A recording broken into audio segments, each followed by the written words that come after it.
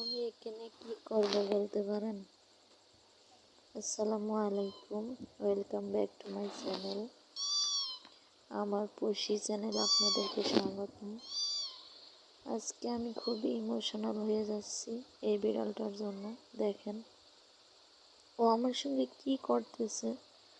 আমার শরীরটা ভালো না, শুয়ে আছি, নিচ থেকে লাফালাফি করে উপরে উঠে আসলো। আমি কিন্তু ওকে সাহায্য করি নাই, ও একাই লাফ মেরে উঠেছে। উঠে আমার কোলের ভিতরে এসে কি করতেছে, অথচ আমার মিনির খোঁজই নেই। মিনিকে এত ভালোবাসি, তবুও মিনি আমার কাছে এভাবে আসে না। আমার খুবই কষ্ট, দুঃখ এই জন্য। অথচ আমি একে ভালোবাসি না, ও আমার কাছে এসে গা ঘষতেছে, আমার পা চেটেছে। দেখেন আমার কোলের ভিতর আসতেছে, মেও মেও করে ডাকাডাকি করতেছে।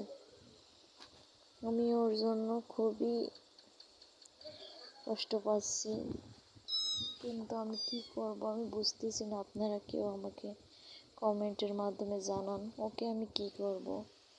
দেখেন নিচ থেকে কিভাবে উঠে এসে আমার পার পায়ে শুয়ে আছে।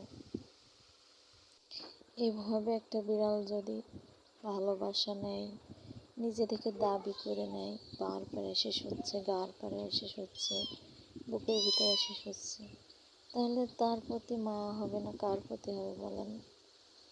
ভালোবাসা আমার মনটাকে ছুঁয়ে যাচ্ছে। ও আমাকে এতটা অধিকার নিয়ে ভালোবাসে, অথচ আমি ওকে ভালোবাসি না, ওর কেয়ার করি না, ওকে ঠিক মতো দেখি না, যত্ন নিই না, ওকে পরিষ্কার করে দিই না। যেহেতু ও গ্রামে থাকবে, ওকে সব পরিস্থিতিই সামলাতে হবে। গ্রামের মানুষ এভাবে আমার মতো বিড়াল আদর করবে না, কোলের ভিতর নিয়ে ঘুমাবে না। তাই আমি ওকে এড়িয়ে চলতে চাচ্ছি। ওর যদি অভ্যাস হয়ে যায় এভাবে কোলের ভিতরে এসে শোয়া, তাহলে পরে কষ্ট হয়ে যাবে। আমি চলে গেলে আমার আব্বু আম্মু এভাবে তোকে আদর করবে না। ভালো থাকবেন, এইটুকুই ভিডিও। আসসালামু আলাইকুম।